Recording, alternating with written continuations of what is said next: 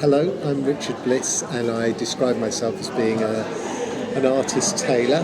And what I'm doing is making shirts. I make shirts in public as part of my quest to make the perfect shirt.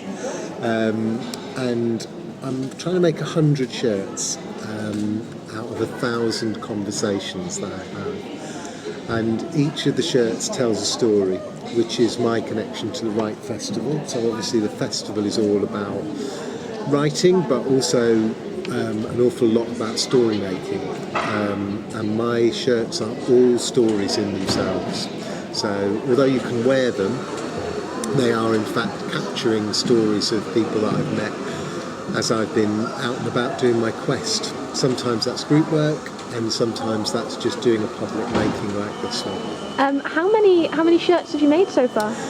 In total there's about 50, but I've just got a small selection here behind me, which is just here to sort of spark people's imagination a bit. What's the most interesting story, or what's your favourite story that you've been told throughout all of this? If you feel able to retell it, that is. Yeah, I don't think I've got a favourite story. I think the nice thing for me is that every time I go out, people see more and more in the shirts that I've already made. So it's a bit like seeing a painting where you look at it once and you might see one story in the painting, and then you look at it again, you see another story. And I think what I like is when the shirts kind of work really hard, and that they encourage people to tell me their stories because they see something in the shirt that sparks their imagination.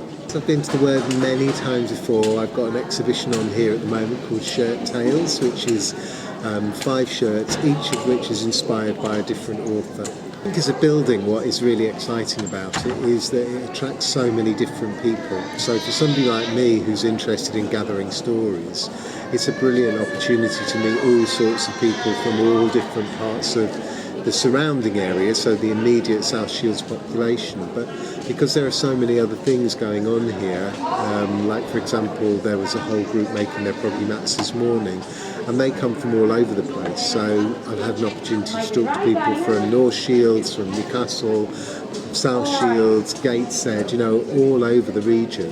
And because this is such an attractive building, you've got people coming here for lots of different reasons. And I think that's why it's an exciting building.